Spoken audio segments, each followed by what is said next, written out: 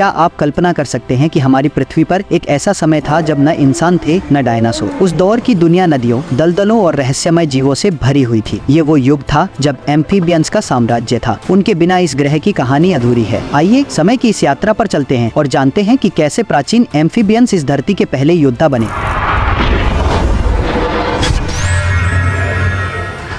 ये है प्रियोनोसुचस। इसे सलामेंडर की दुनिया का द ग्रेट व्हाइट शार्क भी कह सकते हैं। इसकी लंबाई 30 फीट तक होती थी, यानी ये एक मिनी बस जितना बड़ा था। कल्पना कीजिए अगर ये आज हमारे आसपास होते तो हमारी नदियाँ कितनी खतरनाक होती। इतना ही नहीं, ये अद्भुत जीव पानी और जमीन दोनों जगह आसानी से रह सकता था। इसकी तेज नजरें और मजबूत जबड़े इसे अपने युग का सबसे बड़ा शिकारी बनाते थे। कुदरत ने इसे न सिर्फ ताकतवर बनाया बल्कि इसे अपने माहौल में छिपने और शिकार पर झपटने की कला भी दी।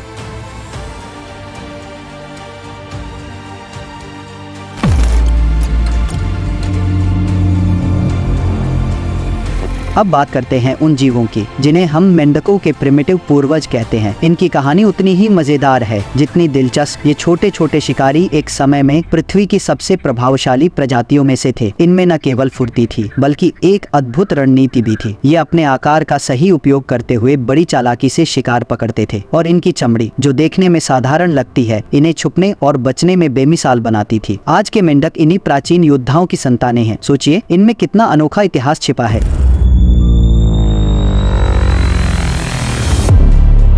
लेकिन कहानी यहाँ खत्म नहीं होती। उस दौर में एम्फीबियंस की विविधता इतनी थी कि हर दलदल, हर झील में कोई नया जीव देखने को मिलता था। कुछ शांत थे तो कुछ खतरनाक शिकारी। ये विविधता न सिर्फ पृथ्वी के पारिस्थितिक तंत्र को संतुलित करती थी बल्कि ये भी दिखाती थी कि जीवन का हर रूप कितना महत्वपूर्ण है। इन अद्भुत जीवों ने हमें जीवन के बदलाव और अनुकूलन की कला सिखाई है।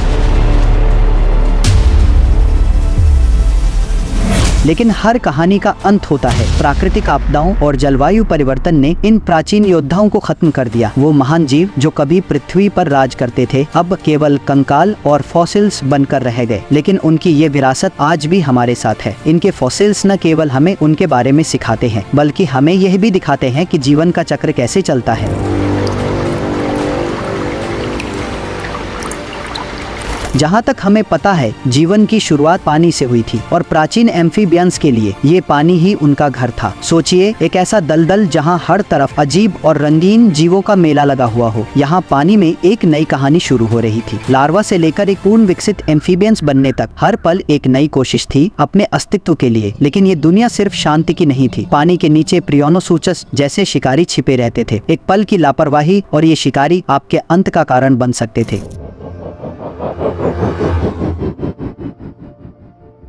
प्राचीन दिनों में जंगल सिर्फ हरियाली का घर नहीं था बल्कि यहाँ शिकारी भी घूमते थे, खामोश, चालाक और जानलेवा। इन जीवों ने एक नई रणनीति अपनाई थी, कैमोफ्लाज। 1 मिनट के लिए पूरी तरह शांत रहकर अपने शिकार का इंतजार करना और अगले ही पल शिकार का अंत कर देना। देखिए एक छोटी सी छलांग कितनी बड़ी बात बना देती थी। ये प्राचीन मेंढक अपने काम में माहिर थे। ये जंगल के असली निंजा थे।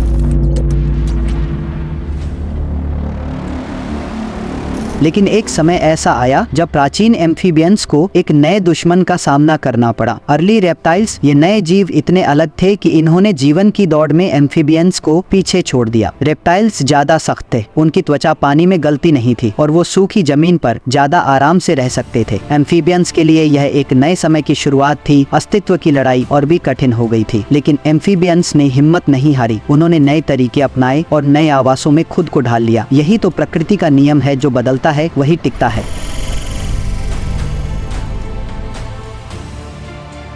अब सोचिए उन प्राचीन जीवों का अस्तित्व आज भी जिंदा है। आज के मेंढक, सलामेंडर और न्यूट्स उन्हीं की विरासत का हिस्सा हैं। हर छलांग, हर टर्राना और हर टैडपोल में वो कहानी छुपी है जो करोड़ों साल पुरानी है। ये छोटे से जीव ये दिखाते हैं कि कभी कभी छोटे कदम ही सबसे बड़े बदलाव लाते हैं। एम्फीबियंस ने हमें एक बात सिखाई है, जो जीवन के साथ चलता है वही जीता है। और ये कहानी यहीं खत्म नहीं होती, क्योंकि प्रकृति की कहानी तो कभी खत्म ही नहीं होती।